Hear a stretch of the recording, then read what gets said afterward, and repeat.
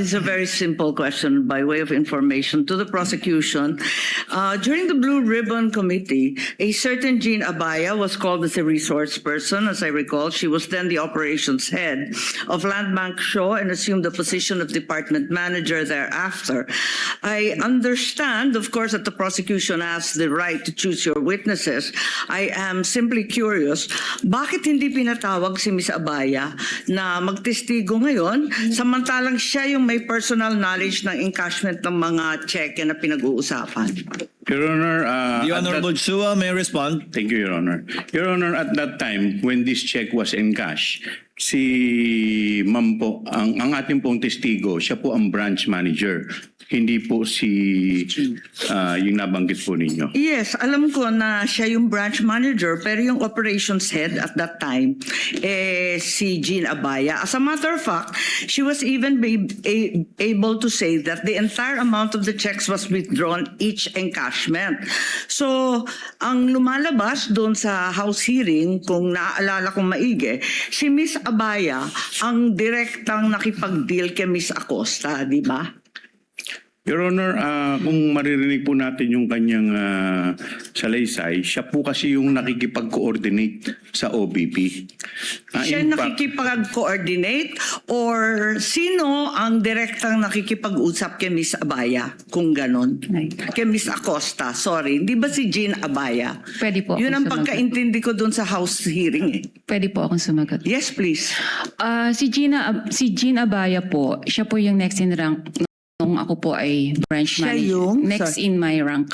Oo, yeah. Opo. Pero siya ba yung direktang nakipag-deal kay Miss Acosta ng DepEd? Ako po ang direktang sa OVP po.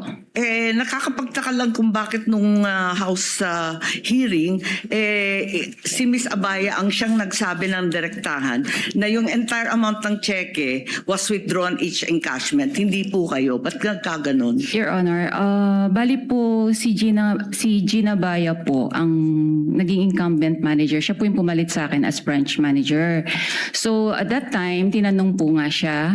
So since operations manager po siya, aware din po siya sa transaction.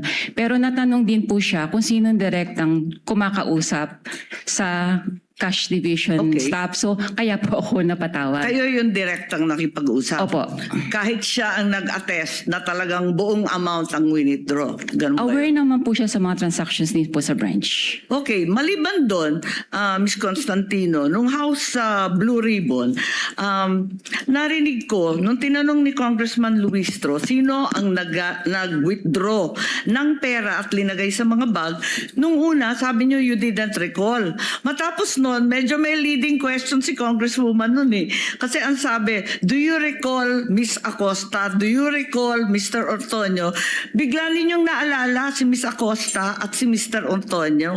Tama ba yun? Ba't nagkaganon? Nung una, hindi ninyo maalala. Pagkatapos nun, naalala na ninyo. Pwede ko Ano po ba talaga ang naaalala ninyo? Para klaro tayo. Pwede po ba nating balikan po kung yung transcript po talaga? Kasi baka po, mamaya, baka lang po, I'm sorry, may iba pong issue before. Tapos po natanong ako kung bakit ko po kilala yung dalawa.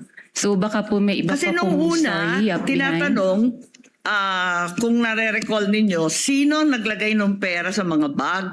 Sabi po ninyo na hindi ninyo maalala. Tama ba yun? Ang pagkakaalala Kindly ko po, wind up.